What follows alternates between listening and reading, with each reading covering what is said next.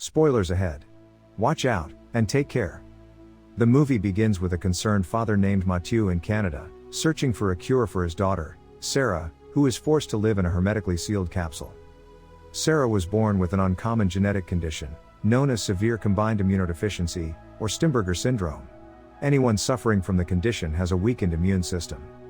After a week, Mathieu catches a plane to Paris.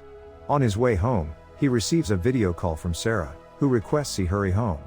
He laughs and runs back to his house. Sarah and his scientist wife, Anna, live in a different building, but their apartment is right across the street. Mathieu first drops off his belongings in his apartment, before seeing his family across the street. He's ready to enter their building, when an old man approaches the door, wearing a mask connected to an oxygen tank.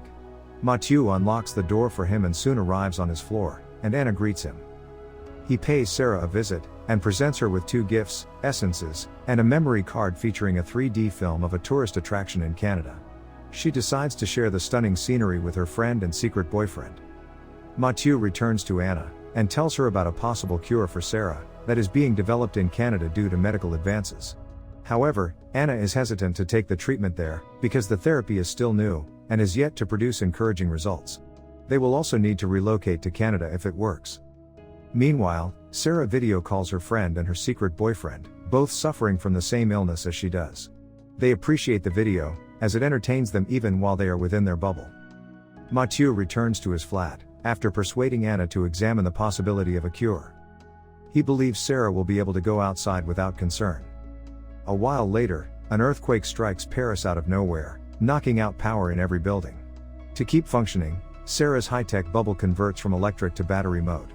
Mathieu goes outside, where he sees people fleeing and dying from a gigantic toxic cloud assaulting the streets. He rushes back to Anna's apartment to save her, but they must leave Sarah alone in her bubble, because the machine protects her from the harmful gases outside.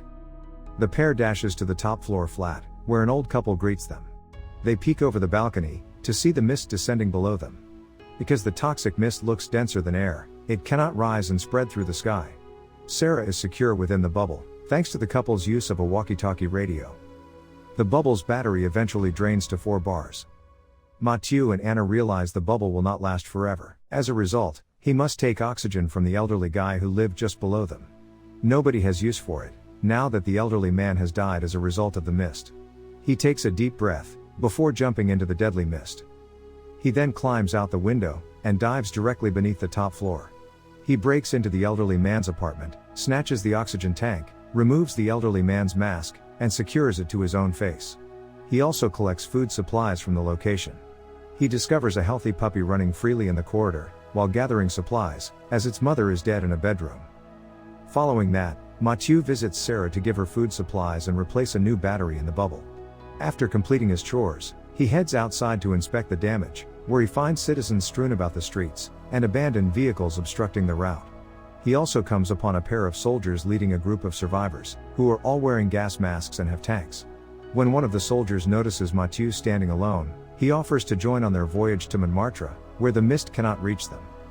Unfortunately, Mathieu declines the offer, because his family is still at home. Fortunately, before returning to the fleeing group, the soldier generously hands him 2 tanks and masks. Mathieu eventually returns to his flat. Anna and Sarah were concerned about him, because he had been absent for so long. He apologizes for causing them anxiety, and tells Anna about the city's catastrophic deaths, and the group of survivors moving to Montmartre. After an hour, he detects the mist rising from time to time, indicating they will be unable to stay in the apartment any longer. At night, the old guy lends Mathieu and Anna his radio, to keep them up to date on the news.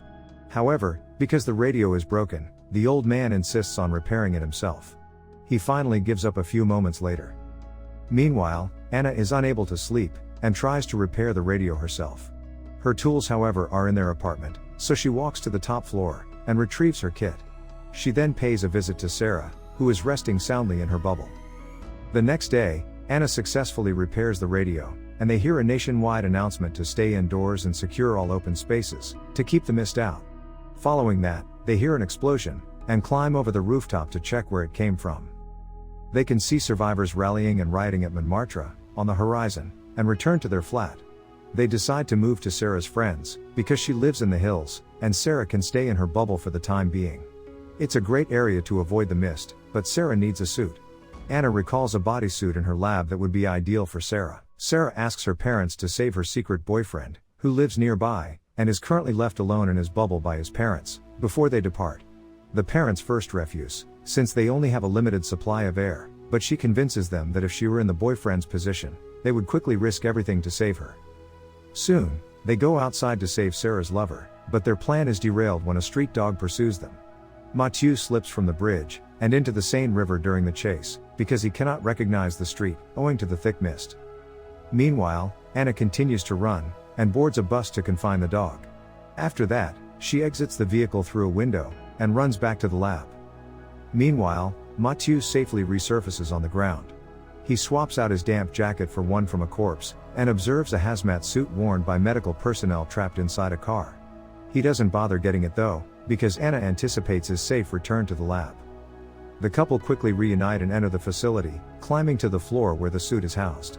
On their way, they come upon a fire in one of the rooms, but they ignore it, and continue down the corridor. They soon retrieve the suit, which was stashed in a suitcase, and exit the floor through a door, when an explosion blows out in front of them, knocking them against the wall. The explosion was caused by the fire they neglected earlier.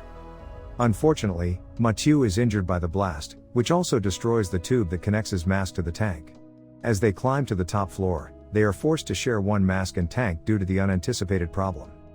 Anna promptly attends to Mathieu's wounds on the top floor. They're ready to go back, until they see that the tank is nearly empty. There isn't enough for both of them to use at the same time.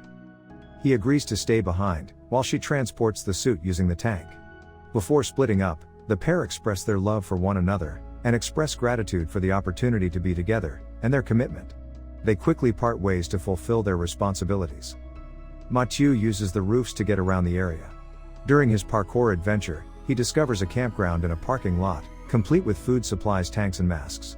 He is aware that the owner has a gory warning at the door, but he needs to return with the mask and tank, so he steals. Unfortunately, the owner is a city cop, who has returned after stockpiling additional supplies.